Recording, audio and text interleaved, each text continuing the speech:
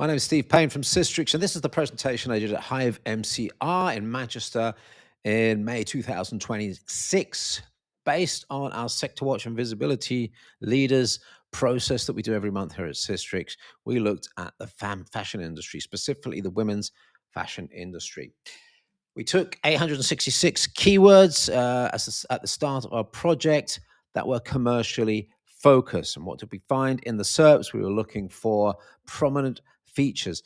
98% of those keywords had a product box in. So the product box was prominent in 98% of those keywords.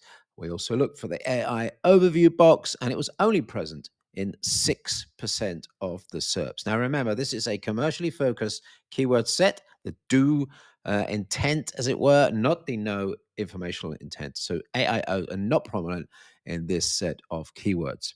If you have a look at some of the information providers in the sector, and we'll come back to InStyle.com in a minute, 50% of the keywords for which they rank, and they are an informational magazine, have an AIO in them. And we know that that AIO brings a lower click rate. So the first takeaway from this data is that if you're in the informative space, make sure you do it to establish expertise and that your model is not click-based. As you can see from those three figures there, these are the AIO exposure rates, the visibility exposure rate to, based on the presence of AI overviews for three different domains. We've got Healthline there, purely informative health space magazine. Their exposure to AI overviews is over 80%, and in fact has been over 90% recently. Then we have Reddit.com, which has a middle level of AI exposure. In fact, pretty much average across the board here of around 50%.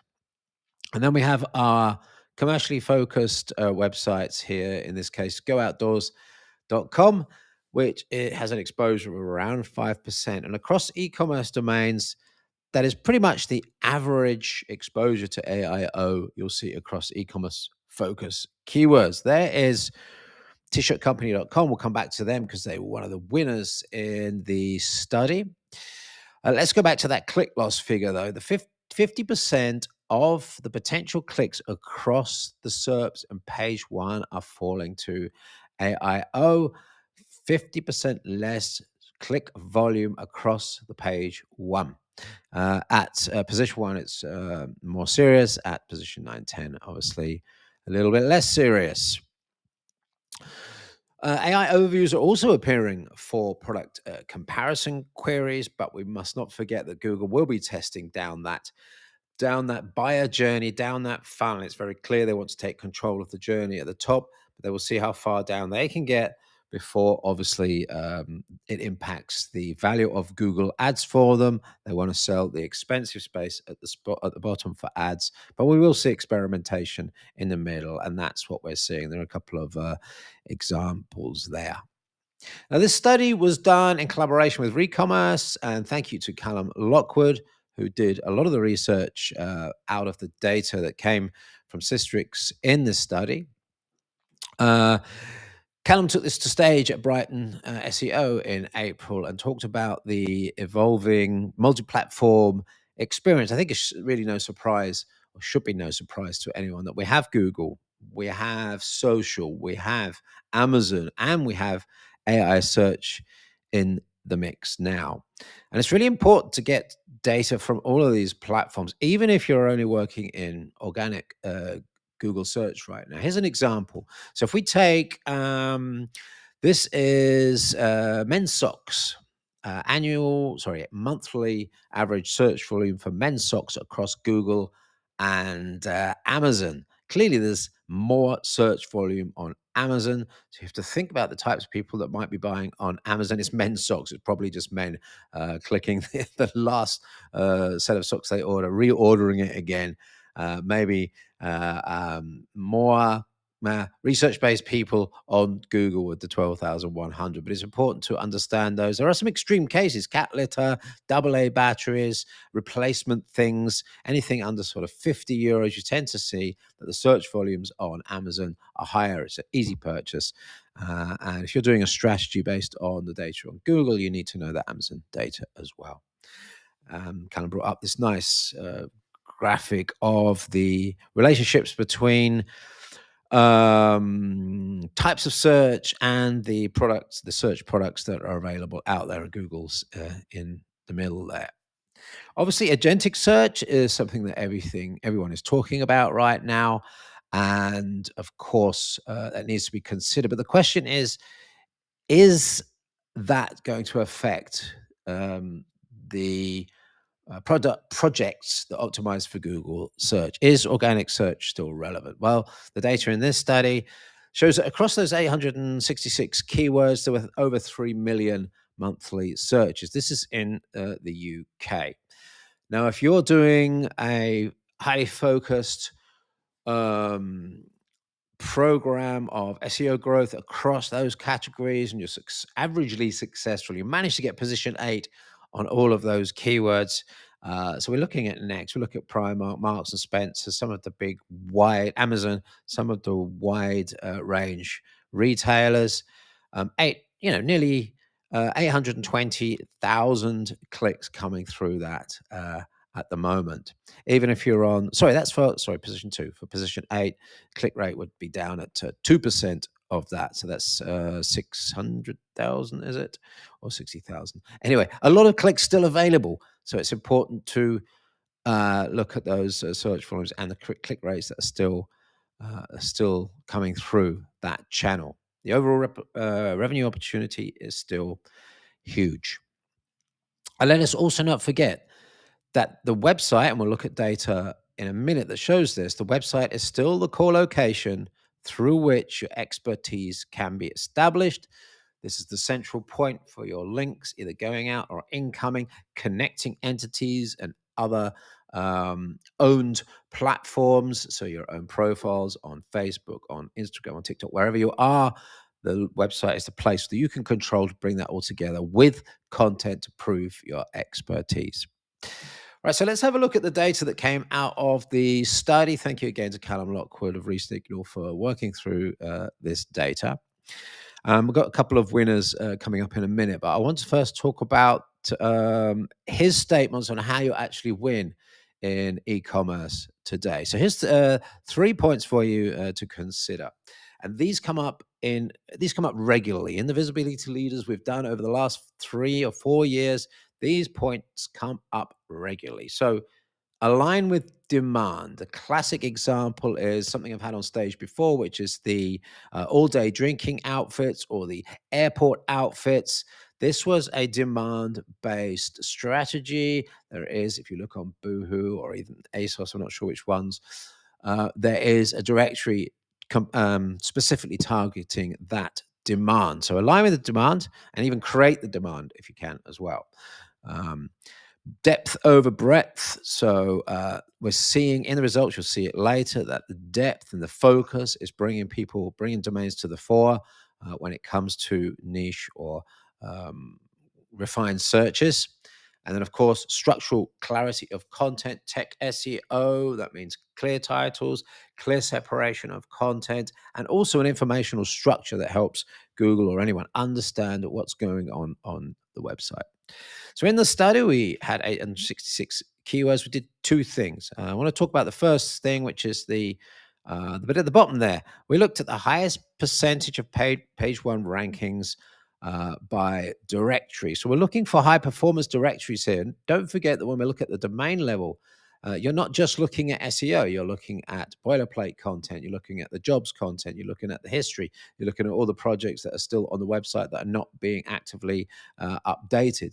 So going to the directory level allows us to find some very high performance, high targeted content, and through that, we can find blueprints for success. So this is what's coming out of the data here. We'll first look at the domains. And the domains that came out on the top are the wide-ranging domains, as you'd expect. We've got Next, we've got ASOS, we've got Marks and Spencer, New Look in there, H&M. Those 5 come up regularly and have been over the past couple of years since I've been tracking it. And there's a tracker for at least looks like about 8 to 10 months there of the top domains, and you can see that there is across those top 4, not a lot has changed over that time period. But as I mentioned, that domain level visibility is one thing, but when we get down to directory levels, we can see a different level of performance. So we looked at that. We looked at the efficiency rather than the scale. The 2 winners in the Visibility Leaders for May 2026 are tshirtcompany.com with the /collections directory and simplyswim.com/collections directory there. If you're working or if you've been involved with any of those 2 companies, don't hesitate to drop me a line. I'd love to hear from you. Maybe we can have a little Q&A and a chat together about how you achieved that focus, because it's very interesting when we look at some of the data to find out that 80% of the keyword ranking for that directory at the T-shirt company were on page 1. That means it's highly focused. That means there's nothing spurious or extra built into that directory that's not working, which is an incredibly efficient thing. And you can see that it competes against these wide dynamic range domains like H&M, Next, ASOS. We've got New Look, Zara, and Marks and Spencer's there. This directory is beating all of those. In fact, when we look at the visibility index for that directory, you can see pretty much, well, you could guess when the SEO started there. The end of 2023. And then if we overlay a couple of those expected brands over the top, you can see that it is competing at the same level. There's a little bit of drop over 2025, but that's risen again for 2026 and leading across some of those wide dynamic range domains. Again, Callum highlights the categories, the focus, the indexing, the clean structure, the internal linking, and the product first user experience. I'll publish the full report on SISTRIX.com very soon after this video goes live, so you'll be able to look into more detail about what Callum says about that. The second domain was Simply Swim, and looking at some of those key figures again, 75% of the keywords for which they rank were on page 1, and they are beating sites like Decathlon, Regatta, Sports Direct, some of the sites that you would expect to be much, much bigger there. But when you break it down to this target, this focus, then you can see that these smaller domains, these focus domains, are competing with the bigger one. Look at the report for more detail from Callum, and I believe there'll be a QR code at the end of this. So let's summarize there. The most efficient performers aren't the biggest retailers, and we're seeing that across a number of spaces there: swimwear and lingerie, footwear, and single product specialists as well. All of those are really a little bit further down the list in terms of absolute visibility. They're not the biggest domains, but in their niche area, they're absolutely performing well. 72% of the domains were specialist retailers, 28% general retailers in the results. So that smaller sites can compete with the target, with the bigger domains if they are targeted well. And it's not just something that's just happened this time. We've got 2 cases now where this has happened. When we did this in 2026, the numbers were also split. Between the 2 in a similar way. We'll need a third data point to see if that's falling or rising over time, but that's the data we have at the moment. So the organics are still capturing demand, passing clicks, but of course we need to think about AI search.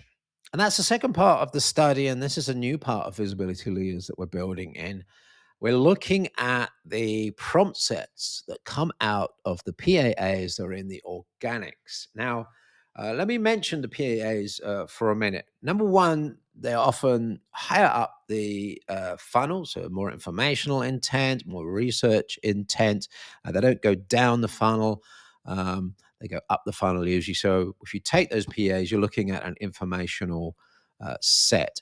So what we did in the report, and you'll see it in the published report, I haven't got it here on the slides, is a prompt set that came out that and the brands and domains that was the brands that were shown or mentioned and the domains that were cited in there. What I did is I actually took a keyword set that is just products, skirts, jumpers, t-shirts, that sort of thing, and added where do I buy? So this is a really targeted keyword set. The root of it is in is in product research that came out of actually some keyword research of the previous previous women's fashion report. So what happened with that? We've got over 1,000 keywords, and I'm asking 3 or 4 chatbots, where do I buy these? Interestingly, the brands look very similar to the domains that came up in the organic study. There's a very close relationship there. There's one brand, I don't know if you'll notice which one is missing. I'll just quickly flick back to the organic list there. It's number 4, newlook.com. Back to the AI brand mentions there. This is mentions and not links, not potential clicks. So a very close relationship there, which I find very interesting that those brands are mentioned in AI. Now, the brands are usually the ones associated with doing one thing well. But how does AI know about these brands? Well, it's the citations that give us a look into how the chatbots, how the LLMs, how the RAG processors are finding these answers. And if we look at these citations, we reveal something quite interesting, in my opinion. These are the places that you need your brands mentioned in order for chatbots for these AI systems to make the connections between the brands and the valuable entities. Have a look at that. So YouTube and Reddit should be no surprise to anyone. Those are coming up a lot. YouTube really is becoming the number one place to have brands mentioned, even when we get down to women's fashion.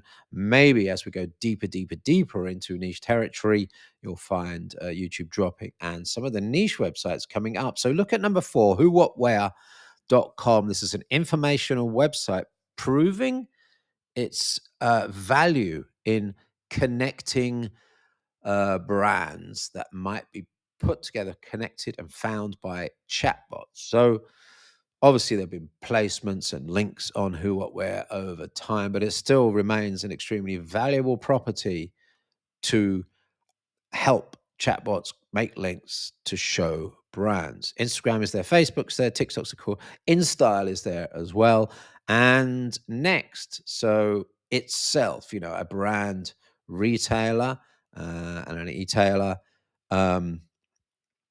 up in the list there. So obviously they're doing something that tells chatbots that there are brand connections to Next or even to other places.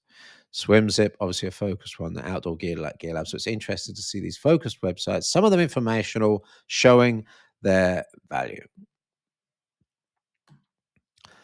There's a closer look at the list there. That splits into 3 sections I've just mentioned. We've got the publishers, the informationals, we've got the brands, and we've got the classic platforms like social media shown there as well. Have a read of that one. There's a little bit of extra information from Callum, and that detail will go into the full report. Again, an example of the way that who, what, where is showing brands. There's brand mentions in there, and obviously that's the signals going out.